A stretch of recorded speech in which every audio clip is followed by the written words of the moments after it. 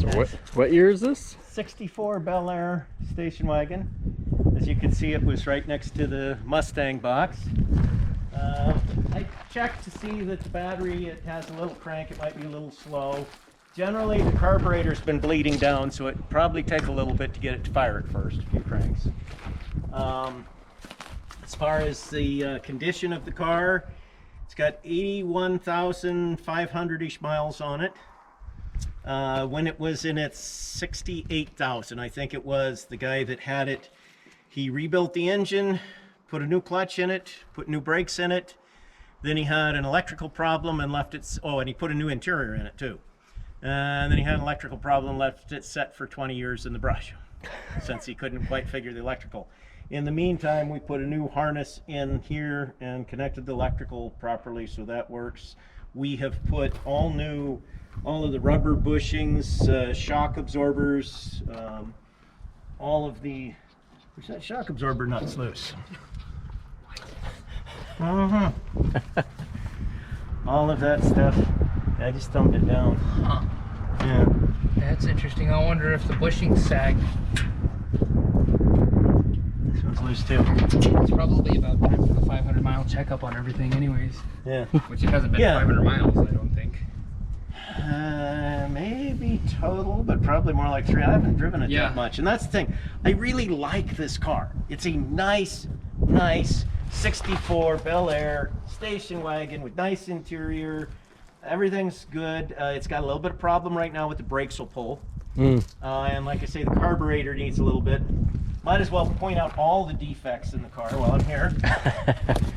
There is, because of setting in the brush, there's one small rusted hole right there, which didn't get in. It goes into the vent drain, so it really doesn't go into the interior of the car, and we'll just end up, I'd put some silicone on. This is what we'll do. The spare tire carries in the side, and there's a hole rusted in the bottom there. There was one other place that there was, it's solid, the bottom's solid, it's a little dent there. I forget, wasn't there one other place that had a little rust boo-boo in it, Austin? If it is, it's really small and almost insignificant. Yeah. Yeah, the reason why that one rusted there was the seal was out at the back. See, that's that seal, we replaced it now. Yeah. There was some good rust, not all the way through, but there was good rust going into the heater core. Yeah, but we took that apart and fixed it, put in a new heater core, painted it, you know, because the heater core. Oh yeah, it's not a problem now, it just wasn't a problem. No. Anyway, there, we'll put the hood down after it. Watch it starting here. Put your fingers in the fan, make sure it's... So I really like the car, but I am going to offer it for sale again this year, and if somebody buys it, that would be better, because I'd really like it to go to somebody that loves it, you know? If they're doing the resto, the old, you know, patina on it look, they can wax it, take care of it, keep it in a garage, whatever, to keep that from being a real problem, or they can take and paint it. To me, it's a cool car, but I just don't drive it that much. It needs somebody to love it and that will do the taking care of waxing it and caring for it, or spend the extra to paint it and make it into, you know, whatever. Make it into a hydraulic jumper if they were down in California. You know, they do that. In California, these things are worth stupid money, but it's not in California. It's here in Alaska. Exactly. And if somebody in Alaska buys it, we give a discount. I'd just as soon it stay up here, really.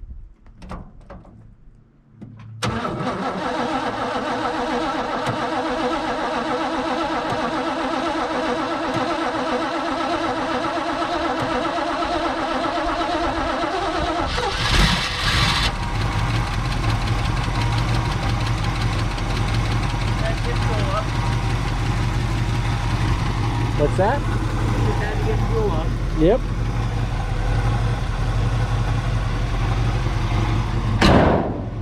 Sounds really nice. Cool.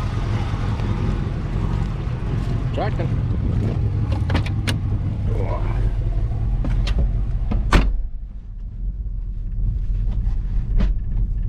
And then of course the next one to fire up will be the Buick that's next door there, the Skylark, which I actually do drive the Skylark more than this wagon. Even though the Skylark is kind of, it's in bad shape. It's low mileage too, but it's rough.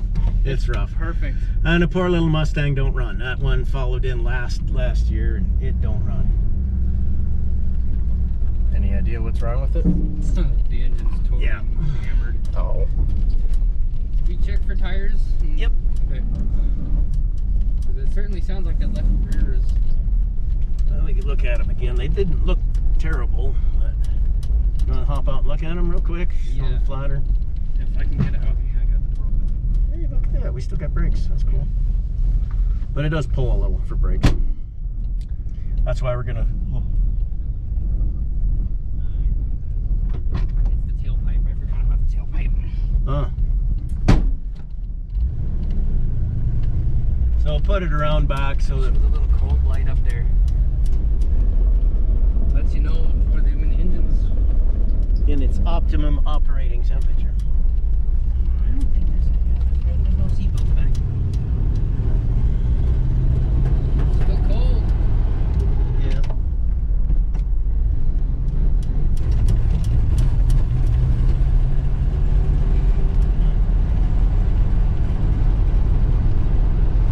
I'll have to get it. It's not running so good.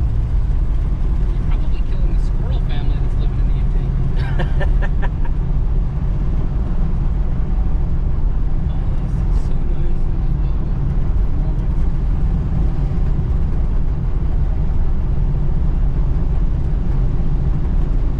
I wonder if I got some moisture in over the winter.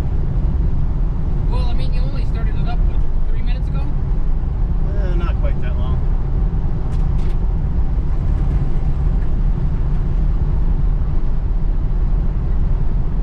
Oh, I said 81,000. No, it's 80,877. Oh, okay.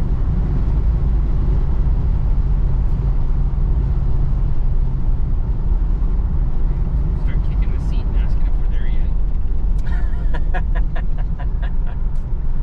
If you weren't recording and I wasn't really into this car and not beating on it, if we were in the Buick, I'd kick the shit out of the seat.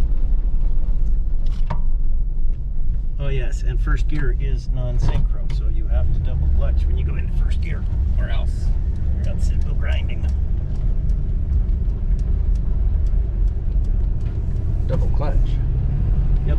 Yeah, not granny shift. And after I realized that this was this carburetor always has liked it better with full throttle rather than partial. That's the way God intended.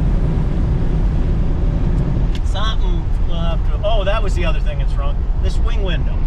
This wing window, the mechanism works, but the frame had got some rust in it and swelled out a little bit, so that it needs a new frame.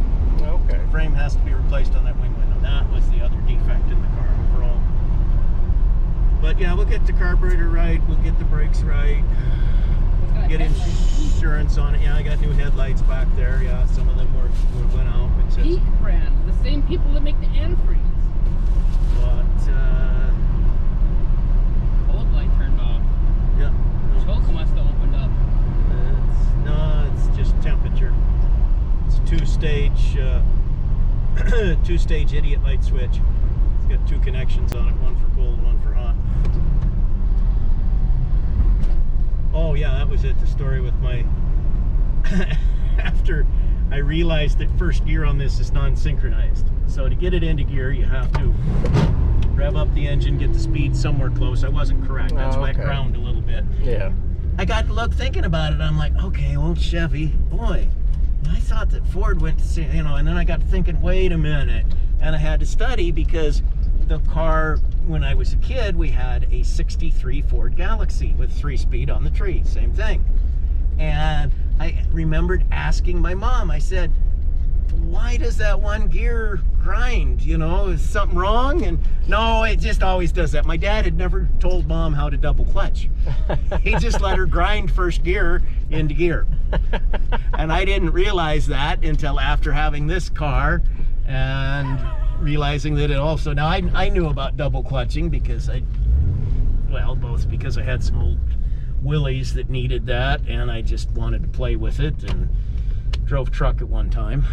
But that was back before them fancy 13 speeds and all that stuff that you only had to double clutch part of the time. It's 5 and a 4.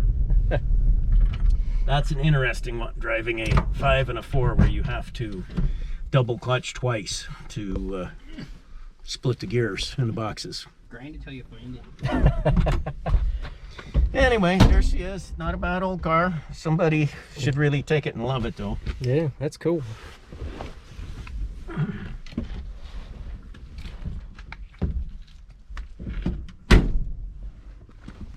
It's a nice like machine. it too much to see it not loved, but I don't like it so much that I drive it all the time. Now, if I had less other cars, then that would be different too. I mean, if I had this car and my pickups, I'd probably drive the hell out of it in the summer. I would, you know, because it's a cool car. But I just got too many toys. The Mustang does burnouts. Yes, the Mustang does burnouts that this will not do. I don't think we've actually tried it. Actually, you can do a little bit, but I didn't want to try and tear it up on the pavement. Or, you know, Oh, yeah, it's very unlike me to say this, but I don't really think we should try it. No, I really don't think that it's. Poor car's made it a long ways without being overly abused, and it should, yeah. Can we pull the car up onto that pad? Well, I was thinking we could, and we can do that later. You know what? No, it's okay. I think I can. Well, Forklift and other things to move. It just wasn't the. I gotta get We're not doing it right now. I mean, but I figured we'd probably move it before we jacked it up for brakes, because. Yeah, no, I'm just gonna grab the trailer tonight.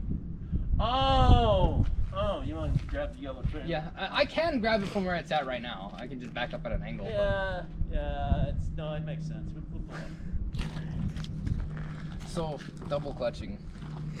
And the granny shifting thing, that's a joke from Fast and Furious. Oh, okay. So, right, I think it's like the first one, there's like, he's double clutching, he's granny shifting and not double clutching, and it's like, wrong fucking place, idiots! So there's been this massive joke for fucking years that, you know, double clutching the fucking car. So anyways, push the clutch in, take it out of gear, push the clutch in, put it in gear. And Yeah. speed match all at the same time. Okay. Because the first gear is non-synchronized. Yeah. And I did And finally so- get the matching key set. So that Ooh. we could change out the locks. I got High one end. that actually goes Nice. with that car. It's in my desk yet. Like it. Yeah, very cool. What?